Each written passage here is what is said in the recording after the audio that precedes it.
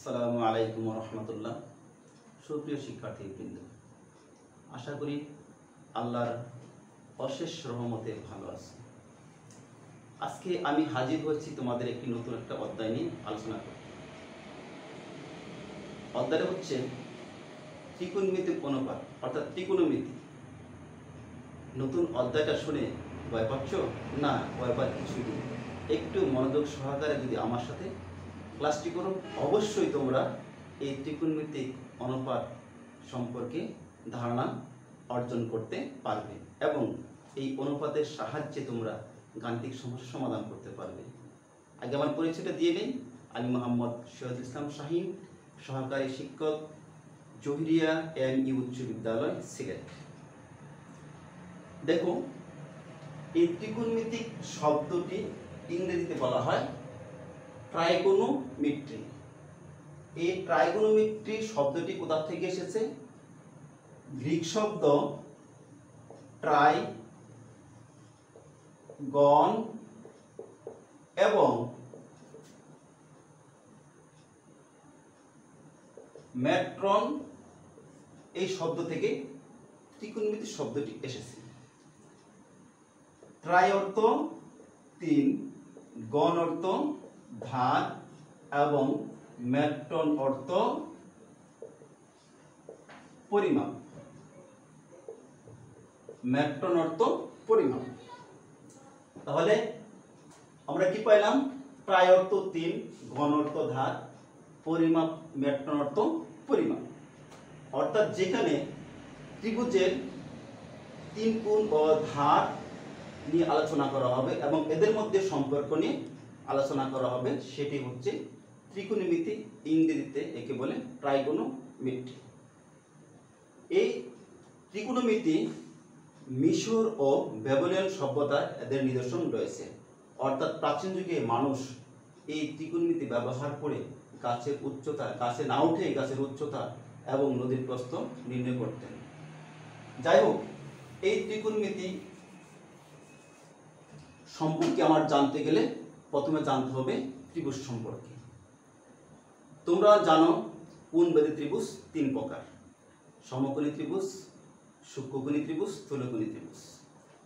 এখানে ত্রিকোণমিতির ক্ষেত্রে অবশ্যই সমকোণী ত্রিভুজ হতে হবে। চলে আবার সমকোণী ত্রিভুজের বাহুগুলোর নামকরণ শিখে নিই। দেখো,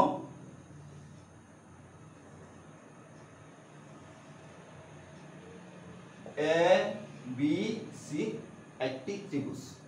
তোমরা জানো যদি ত্রিভুজের একটি কোণ সমকোণ হয় সেটা অবশ্যই সমকোণী ত্রিভুজ। আর এই সমকোণী ত্রিভুজের এই সমকোণের বিপরীত বাহুর নাম বলা হয় অতিভুজ। অর্থাৎ এই সমকোণী ত্রিভুজের সবচেয়ে বৃহত্তম বাহু এবং এই সমকোণের বিপরীত বাহুর নামই হচ্ছে অতিভুজ। অর্থাৎ এসি কে আমরা বলবো অতিভুজ। এরপরে দেখো, এই সমকোণ সংলগ্ন দুইটি বাহু রয়েছে, এবি এবং বিসি। এই দুইটা বাহুর একটি হবে সন্নিহিত বাহু বা ভূমি, আরেকটি বাহু হবে বিপরীত বাহু বা লম্ব। এখন দেখো, কখন আমরা লম্ব বলবো আর কখন কোন বাহুকে আমরা ভূমি বলবো সেটা নির্ভর করে সূক্ষ্মকোণের উপরে। আর যেহেতু এখানে ত্রিভুজটা সমকোণী ত্রিভুজ, একটা কোণ সমকোণ অর্থাৎ 90 ডিগ্রি। তোমরা জানো ত্রিভুজের 3 কোণের সমষ্টি 180 ডিগ্রি বা 2 সমকোণ। যেহেতু এখানে একটা কোণ সমকোণ 90 ডিগ্রি, তো অবশ্যই এই দুইটা কোণ, এক কোণ এবং সি কোণ মিলে অবশ্যই হবে কি 90 ডিগ্রি। আর যেহেতু দুইটা কোণ মিলে 90 ডিগ্রি, সুতরাং এখানে এই কোণ এবং সি কোণ অবশ্যই সূক্ষ্মকোণ। আর এই সূক্ষ্মকোণ সাপেক্ষেই হবে ভূমি এবং লম্ব। মনে করো এখানে সি কোণের সাথে কি একটা কোণ উৎপন্ন করছে, এই চিহ্নটার নাম বললাম থিটা। তাহলে দেখো, এই সমকোণ সংলগ্ন যে বাহুর সাথে এই সূক্ষ্মকোণটা উৎপন্ন করছে, এই বাহুর নাম হবে অর্থাৎ বিসির নাম হবে সন্নিহিত বাহু বা ভূমি। এবং এই কোণের বিপরীত নাম আছে কি এবি। এই বাহুটা হবে বিপরীত বাহু বা লম্ব। এখন যদি এই কোণটা এখানে হতো তাহলে আমরা কোণটা বিপরীত বাহু, কোণটা লম্ব বলবো। সেক্ষেত্রে দেখো আমি ইতিপূর্বে বলেছি যে সমকোণ সংলগ্ন যে বাহুর সাথে সূক্ষ্মকোণ উৎপন্ন হয় সেই বাহুটা হবে সন্নিহিত বাহু বা ভূমি। তাহলে এখানে এবি হবে সন্নিহিত বাহু বা ভূমি। এই কোণের বিপরীত হচ্ছে এখন বিসি, এবং এই বিসি বাহুটা হবে বিপরীত বাহু বা লম্ব। আশা করি তোমরা এই সমকোণী ত্রিভুজের ক্ষেত্রে কোনটা অতিভুজ, কোনটা ভূমি বা সন্নিহিত বাহু, কোনটা বিপরীত বাহু, কোনটা লম্ব হবে অবশ্যই তোমরা এখন চিহ্নিত করতে পারবে। এবং এখানে একটা জিনিস খেয়াল করে দেখো, আমি একটা প্রতীক লিখেছি, সেই প্রতীকটা হচ্ছে কি একটা গ্রিক বর্ণ থিটা। সাধারণত ত্রিকোণমিতিতে গ্রিক বর্ণ এই কোণ প্রকাশ করতে ব্যবহৃত হয়। Theta, alpha, beta, gamma, phi, omega, এই চিহ্নগুলোতে সাধারণত কোণ প্রকাশ করা হয়। এবং ইংরেজি বর্ণমালার ক্যাপিটাল লেটার দ্বারাও কোণ প্রকাশ করা হয়। এই চিত্রের আলোকে তোমাদের পাঠ্য বইয়ের 176 পৃষ্ঠায় ওইখানে লেখা আছে কাজ, অনেকগুলো চিত্র দেওয়া আছে।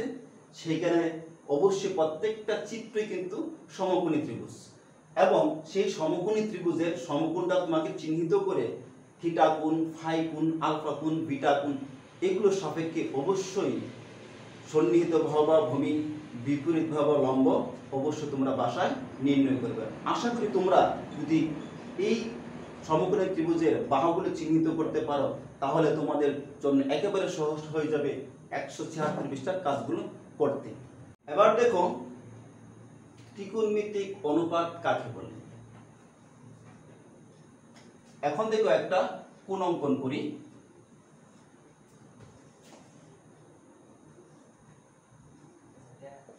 এক্স ও এ একটি সূক্ষ্মকোণ, এটার নাম দিলাম আমরা থিটা। ও এর উপরে দুটি বিন্দু নিলাম পি, আর একটা বিন্দু নিলাম P1। এখন দেখো P1 এবং P থেকে ও এক্স এর উপরে দুটি লম্ব অঙ্কন করলাম। একটার নাম দিলাম কত এম বিন্দু, আর একটা দিলাম M1। ফলে এখানে দুইটা ত্রিভুজ পেলাম। এই ত্রিভুজ POM এবং P1OM দুইটি সমকোণী ত্রিভুজ। যেহেতু এই কোণটাও সমকোণ, এই কোণটাও সমকোণ, অর্থাৎ এই ত্রিভুজ দুইটা সমকোণী। এক্ষেত্রে দেখো এই ত্রিভুজের সমকোণ এই ত্রিভুজেরও সমকোণ এটা, এবং এই কোণ এবং এই কোণ সমান। আর এই কোণটা POM এবং P1OM1 এর জন্য, এই দুটো ত্রিভুজের জন্যই এই কোণটা কাজ করতেছে। সুতরাং আমরা বলতে পারি এই ত্রিভুজ দুইটা সমকোণী সদিশকোণী ত্রিভুজ। আর সমকোণী সদিশকোণী ত্রিভুজ যদি হয় তাহলে তাদের কোণের বিপরীত অনুরূপ বাহুগুলো সমানুপাতিক। তাহলে আমরা এখানে লিখতে পারি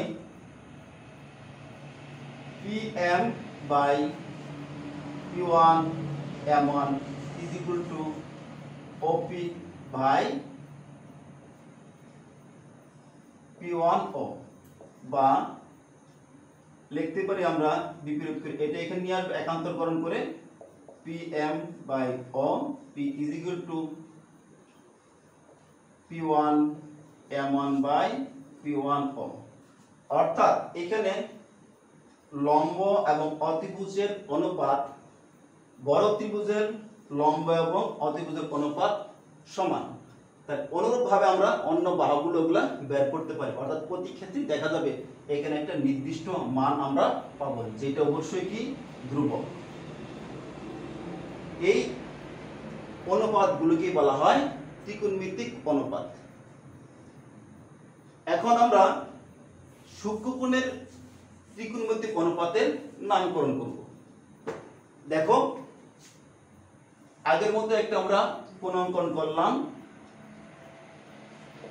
এক্স ও এ একটি কোণ, এক্স ও এ একটি সূক্ষ্মকোণ, এটার নাম দিলাম আমরা থিটা।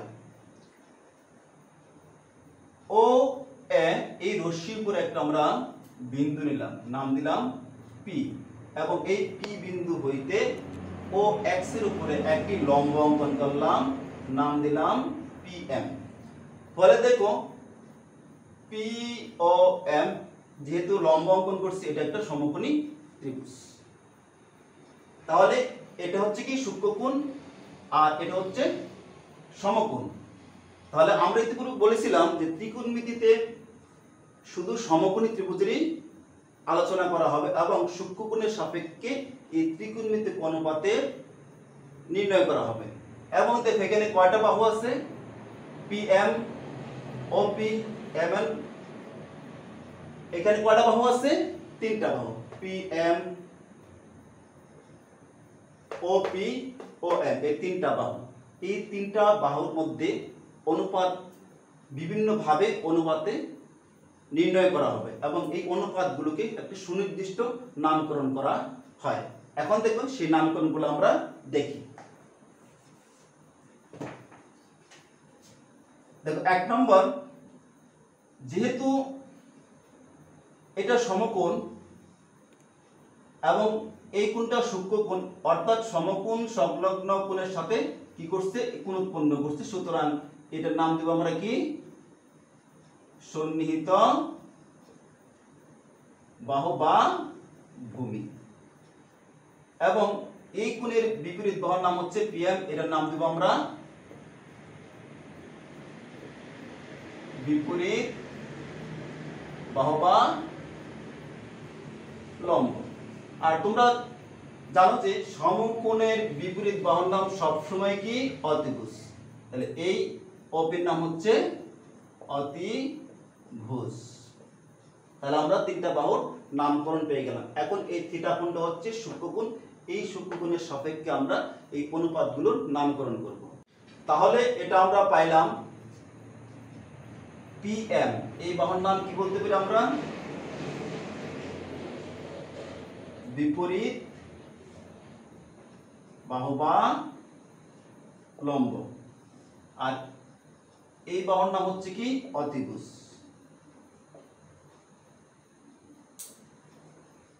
এটা আমরা প্রতীকের সাহায্যে প্রকাশ করলে কি দাঁড়ায়, পিএম বাই ওপি। এখন দেখো এই লম্ব বাই অতিভুজ, এই যে একটা আমরা অনুপাত পাইলাম, এই অনুপাতের নামকরণ করা হয়েছে সাইন থিটা। এই থিটা কোণের সাপেক্ষে যেহেতু এখানে বলবে সাইন থিটা, এটার পুরো নাম হচ্ছে sine, S I N E, sine, এটা হচ্ছে পুরো নাম। এবং এখান থেকে সংক্ষেপে বসানো হয় সাইন থিটা। এবং এটার সাথে সম্পর্কটা মনে রাখার জন্য একটা সিস্টেম আছে, তোমরা এটা সহজেই মনে রাখতে পারবে। দেখো এখানে কি আছে, সাইন, এখানে কি আছে লম্ব, এখানে কি আছে অতিভুজ। অর্থাৎ তোমরা মনে রাখতে পারো সাগরে লবণ অনেক, সাগরে মানে সাইন, লবণ মানে লম্ব, অনেক মানে অতিভুজ। এই কৌশলে তোমরা এই অনুপাতটা মনে রাখতে পারো। তাহলে আমরা 1 নম্বর যে দুইটা বাহুর মধ্যে অনুপাত, সেই সম্পর্কের নাম পেয়ে গেলাম সাইন থিটা।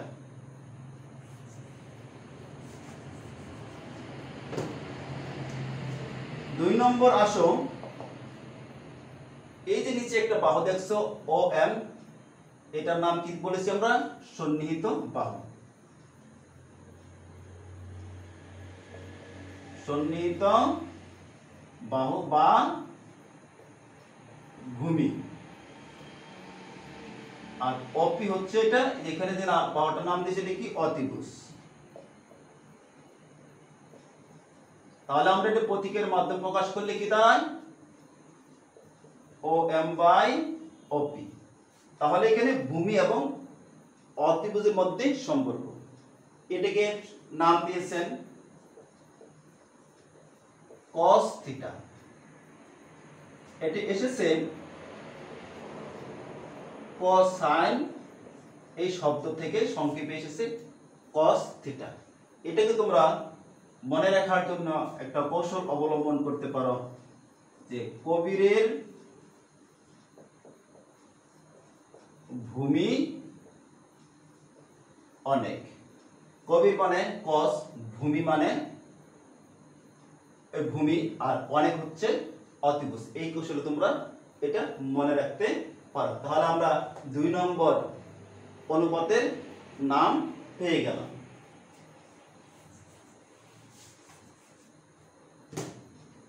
এবার দেখো আমরা এই বাহুর সাথে এই বাহু, এই বাহুর সাথে এই বাহু আমরা সম্পর্ক করলাম। তাহলে এখন দেখো এটার সাথে আমরা এটাও সম্পর্ক করতে পারি। তাহলে এটার নাম হচ্ছে কি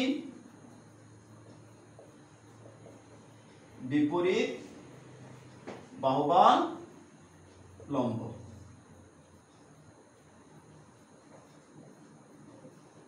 সন্নিহিত বাহু বা ভূমি। এটা যদি আমরা প্রতীকের সাহায্যে প্রকাশ করি তাহলে পাবো আমরা PM বাই OM। অর্থাৎ এখানে লম্ব এবং ভূমির মধ্যে সম্পর্ক, এটার নাম দিয়েছেন tan থিটা, আর এটা এসেছে ট্যানজেন্ট থেকে, এই ট্যানজেন্ট শব্দ থেকে এসেছে। তাহলে আমরা তৃতীয় সম্পর্কটা পেলাম কি tan থিটা। এটা মনে রাখার একটা কৌশল হচ্ছে টেরা লম্বা ভূত। টেরা মানে ট্যান, লম্বা মানে লম্ব, আর ভূত মানে ভূমি। এই কৌশলে তোমরা মনে রাখতে পারো। তাহলে আমরা এই ত্রিভুজের মাধ্যমে কয়টা ত্রিকোণমিতিক অনুপাত পেলাম? 3টা। এখন দেখো এই 3টা অনুপাত পেলে আমরা বাকি আরো এখান থেকে অনুপাতগুলা বের করতে পারবো। প্রথম 1 নম্বরে পেয়েছিলাম কি সাইন থিটা। এটা যদি আমরা উল্টিয়ে দেই কিছু এখানে লেখা বিপরীত বাহু বা লম্ব ভাই অতিভুজ। তাহলে এটা উল্টিয়ে দিলে আমরা কি পাবো? অতিভুজ বাই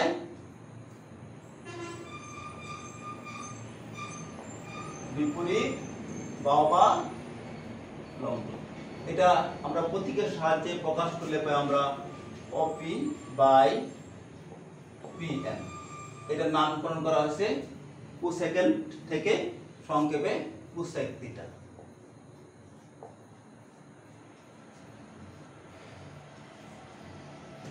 পাঁচ নম্বর দেখো আমরা পেয়েছিলাম cos থিটা। cos থিটা সমান কি পেয়েছিলাম? সন্নিহিত বাহু বা ভূমি বাই অতিভুজ। এটা যদি আমরা বিপরীত করি তাহলে কি পাবো আমরা? অতিভুজ বাই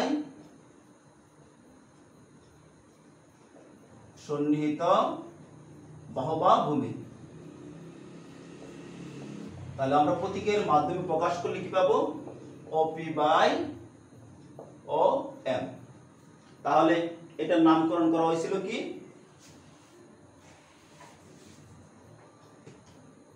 সেকেন্ড থেকে sec থিটা। এটা পুরো নাম হচ্ছে সেকেন্ড, এটা সংক্ষেপে বলা হবে কি sec থিটা। এবার আসো 6 নাম্বার। আমরা কি পেয়েছিলাম? 3 নম্বর tan থিটা।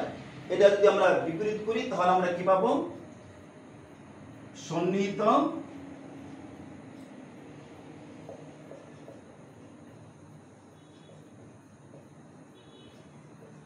সন্নিহিত বাহু বা ভূমি বাই বিপরীত বাহু বা লম্ব। তাহলে আমরা এই প্রতীকের মাধ্যমে প্রকাশ করলে আমরা কি পাই? OM by PM। এটার নাম দেওয়া ছিল কি cot tangent, সংক্ষেপে আমরা লিখব cot থিটা।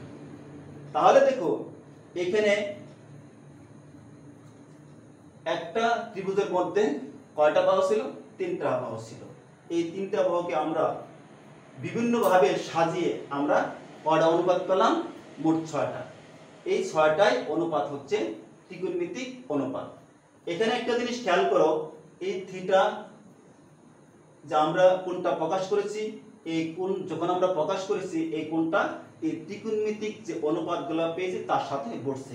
যেমন দেখো এখানে cot থিটা, আসলে এখানে cot এবং থিটা এটা আলাদা কোনো অর্থ, cot এবং থিটা এটা আলাদা কোনো অর্থ বহন করবে না, কারণ cot থিটা ত্রিকোণমিতিক ক্ষেত্রে একটি সংখ্যাই বোঝাবে। এই থিটা ছাড়া cot এর কোনো অর্থ নেই এবং এই cot ছাড়া আবার থিটার কোনো অর্থ নেই। অর্থাৎ এখানে থিটা এবং cot এর গুণফল বোঝায় না, থিটা কোণের ত্রিকোণমিতিক অনুপাত বোঝায়। এবং দেখো আমরা এই 6টা যে অনুপাত পেলাম,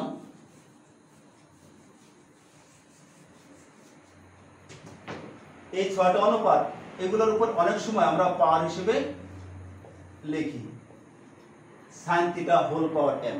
আসলে এটা এভাবে লেখা যায় কত?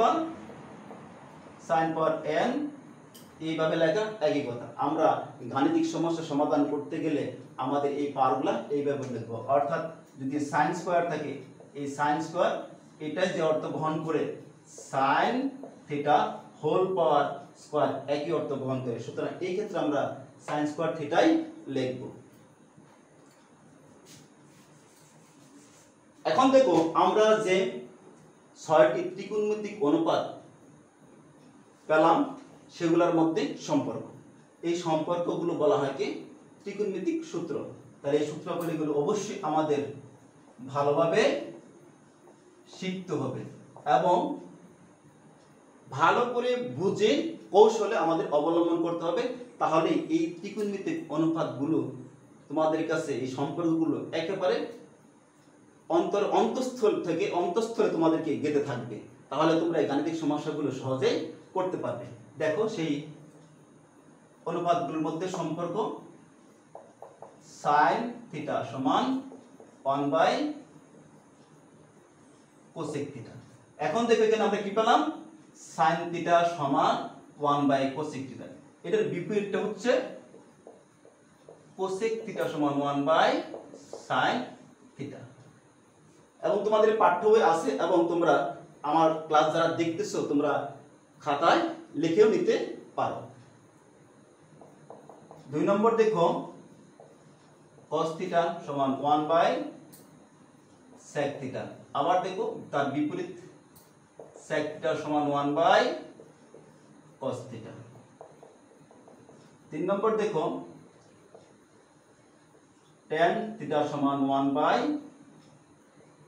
1/cot থিটা, আবার cot থিটা সমান 1/tan theta.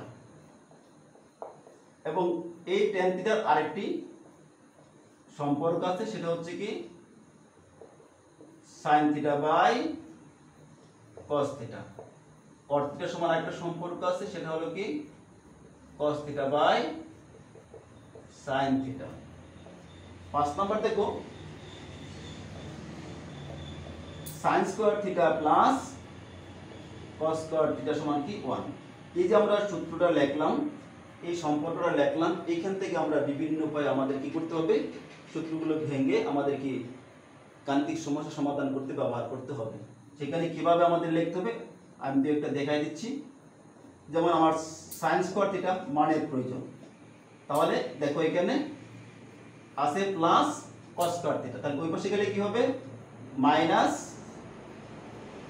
cos square theta. অনুরূপভাবে cos স্কয়ার থিটা মানের প্রয়োজন, আমরা লিখব 1 মাইনাস sin স্কয়ার থিটা। আবার দেখো 1 মাইনাস sin স্কয়ার থিটা এটা অনেক সময় a স্কয়ার মাইনাস b স্কয়ারের সূত্র আমরা ব্যবহার করব, অর্থাৎ a plus b into a minus b। এই ক্ষেত্রে কিন্তু আমরা এই ধরনের সূত্র ব্যবহার করতে পারবো। আশা করি যে সম্পর্কগুলো লিখেছি তোমরা আমার সাথে দেখতেছো এবং খাতায় লিখতেছো। এরপরে দেখো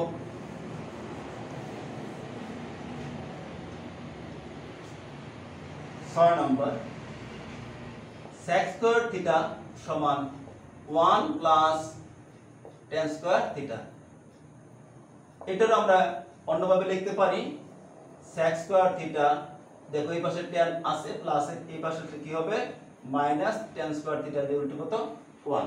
আবার এইখানে দেখো sec square minus tan square অর্থাৎ মানে কি s স্কয়ার মানে b স্কয়ার সূত্র অনেক সময় ব্যবহার করতে হবে, বাংলাতে হবে। 7 নম্বর দেখো cosec square theta is equal two 1 plus cot square theta.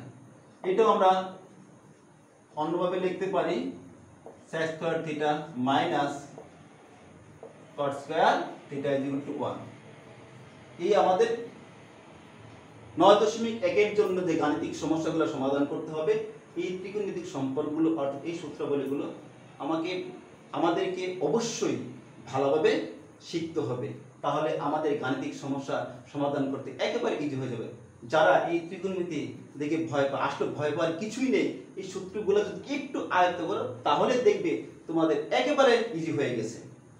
আশা করি এই পর্যন্ত যে ত্রিকোণমিতিক অনুপাত এবং সম্পর্কগুলো তোমাদের সাথে আলোচনা করলাম, আশা করি তোমরা বুঝতে পেরেছো।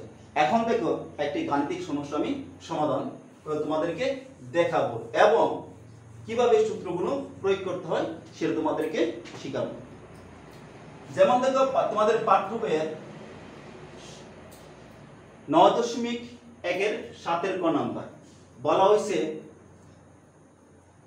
sin theta by cosec theta plus cos theta by sec theta সমান 1, এটা প্রমাণ করতে বলা হয়েছে।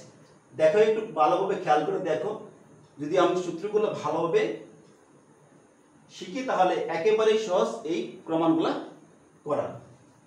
দেখো আমরা লিখলাম left side sin theta by cosec theta plus cos theta by sec theta. এটা যদি আমরা একটু আলাদাভাবে লিখি, দেখো a বাই b একটা ভগ্নাংশ, এটা যদি আমরা এইভাবে লিখতে পারি a * 1 বাই b, কারণ এই 1 দিয়ে এর গুণ করলে আবার আমরা এই ভগ্নাংশটাই পেয়ে যাব। ঠিক এখানে এই কাজটা আমি করব, sin theta into 1 by cosec theta plus cos theta into 1 by sec theta. দেখো আমি একটুখানি এই যে ভগ্নাংশ যেভাবে লিখছিলাম ঠিক সেইভাবে এখানে আমি এগুলো লিখলাম।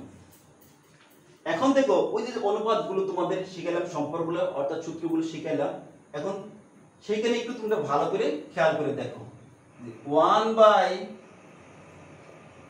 cosec থিটা সমান কি পাইছিলাম আমরা sin theta, 1 by sec theta সমান আমরা কি পাইছিলাম cos থিটা। তাহলে দেখো এখানে আছে sin থিটা আর এখানে কি আছে 1 বাই cosec থিটা, তো 1 বাই cosec থিটা সমান কত sin থিটা বসাই দাও। এখানে আছে কি cos theta, 1 by sec theta আর 1 বাই sec থিটা সমান কি cos theta into cos theta. এখন গুণ করে দাও, sin আর sin গুণ করলে কি হবে sin square theta plus cos এর cos গুণ করলে cos স্কয়ার থিটা। আমরা ইতিপূর্বে একটা সূত্র দেখলাম sin square theta plus cos square theta is equal two কত 1। তাহলে দেখো এখানে যে সূত্রটা আছে সেটার সাথে কি মিলে গেছে, তাহলে এটুকু সমান কত পেয়েছি আমরা 1, তাহলে আমরা বসা দিলাম 1, অর্থাৎ রাইট সাইড আমরা পেয়ে গেলাম। আমাদের এখানে কি বলছে প্রমাণ করতে, যে sin theta by cosec theta plus cos theta by sec theta সমান 1, আমরা দেখো 1 পেয়ে গেছি। আশা করি তোমরা এই সূত্রগুলো শিখলে এই অঙ্কগুলো করতে আবার গাণিতিক সমস্যাগুলো করতে তোমরা পারবে ইনশাআল্লাহ। এবার দেখো তোমাদের পাঠ্য বইয়ের 9.1 এর আরেকটি গাণিতিক সমস্যা, 9.1 এর 15 নম্বর। এখানে বলা আছে sin a by 1 minus cos a plus 1 minus cos a by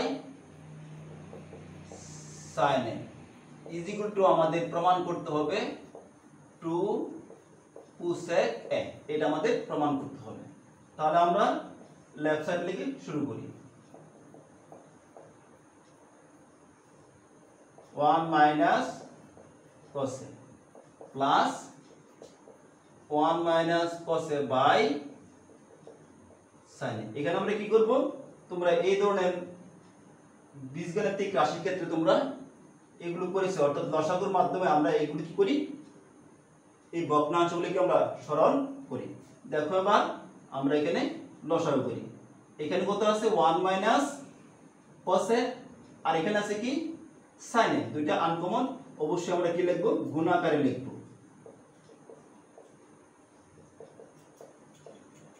এখন দেখো এই লসাগু সমষ্টিকে প্রত্যেকটা ভগ্নাংশের হর দ্বারা কি করতে হয়, ভাগ করতে হয়। তাহলে এখানে 1 মাইনাস cos a দ্বারা এই লসাগু সমষ্টিকে ভাগ করলে এই 1 মাইনাস cos a চলে যাবে, থাকবে কি sin a। তাহলে এই ভাগফল দিয়া এই লবকে কি করতে হবে, আমাদের গুণ করতে হবে। তাহলে কি পেলাম sin স্কয়ার a, পরে কি চিহ্ন আছে প্লাস। এখানে অনুরূপ দেখো sin a কি চলে গেল, কি হলো 1 minus cos a, 1 minus cos a দ্বারা 1 মাইনাস cos a গুণ করতে হবে। তাহলে আমরা কি পেলাম 1 minus cos a whole square. যেমন আমরা করি a ইনটু a গুণ করলে কি পাই আমরা a স্কয়ার, অর্থাৎ একই জাতীয় যদি রাশি থাকে তো আমরা কি দেই স্কয়ার করি। এখানে দেখো 1 মাইনাস cos a, এখানে ছিল কি 1 মাইনাস cos a, তাই যেহেতু দুটো একই রাশি আমরা কি করে দিলাম হোল স্কয়ার করে দিলাম। এর পরবর্তী লাইন দেখো, নিচে যা ছিল আমরা তাই লিখলাম। এখানে লিখলাম sin স্কয়ার প্লাস, এখানে দেখো একটা সূত্র পড়ে গেছে, সূত্রটা কি a minus b whole square, অর্থাৎ a square minus 2a b plus b square, এই সূত্রটা পড়ে গেছে। তা কি লিখলাম আমরা a square minus 2a b plus b square. এরপরে দেখো এখানে পাইছি আমরা কত sin স্কয়ার a, আমরা এটা লিখলাম sin স্কয়ার a। এখানে পাইছি আমরা কি cos স্কয়ার a, এখানে লিখলাম cos স্কয়ার a প্লাস, পরে কি চিহ্ন আছে প্লাস, 1 এর উপরে স্কয়ার থাকলে কত হয় 1 মাইনাস 1 দিয়ে 2 রে গুণ করলে 2, সাথে আছে কি cos a, নিচে যা ছিল আমরা তাই লিখব।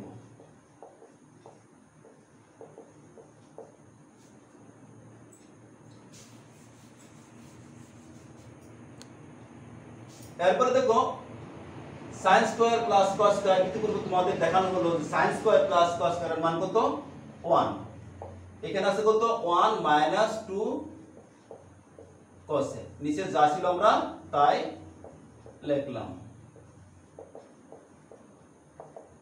এখন দেখো 1 আর 1 কত হয় 2 মাইনাস 2 cos a, নিচে যা ছিল তাই আমরা লিখলাম ইনটু sin। এখন দেখো এখানে 2 আছে, এখানে 2 আছে, আমরা কি করতে পারি 2 কমন নিয়ে নিলাম। তাহলে কি হলো 1 মাইনাস cos a, নিচে কি হলো 1 minus cos a into sin a, এটা আমরা কেটে দিলাম, ভাগ করলে কত হয় 1, অর্থাৎ আমরা কি পেয়ে গেলাম 2 বাই sin a। এটা আমরা একটু এভাবে লিখতে পারি 2। আমরা ইতিপূর্বে শিখলাম 1 বাই sin a সমান cosec a, অর্থাৎ রাইট সাইড। এই আমরা প্রমাণ পেয়ে গেলাম। আশা করি তোমরা এই গাণিতিক সমস্যাগুলো বুঝতে পারছো। তোমাদেরকে যে গাণিতিক সমস্যাগুলো করে দেখালাম সেগুলোর আলোকে তোমরা অবশ্যই 9.1 6 থেকে 17 পর্যন্ত এবং উদাহরণ 9 থেকে 11 পর্যন্ত অবশ্যই তোমরা বাসায় প্র্যাকটিস করবে। আর যদি তোমরা প্র্যাকটিস করো আশা করি ইনশাআল্লাহ তোমাদের কাছে ত্রিকোণমিতি অত্যন্ত সহজ হয়ে যাবে। পরবর্তী ক্লাসে এই অধ্যায়ের অর্থাৎ 9.1-এর আরও কিছু গাণিতিক সমস্যা নিয়ে তোমাদের সামনে হাজির হবে এবং তোমাদের সেই সমস্যাগুলো সুন্দর করে বুঝে দেওয়ার চেষ্টা করবো ইনশাআল্লাহ। এই বলে আজকের মতো এখানে ক্লাস শেষ করছি। আল্লাহ হাফিজ।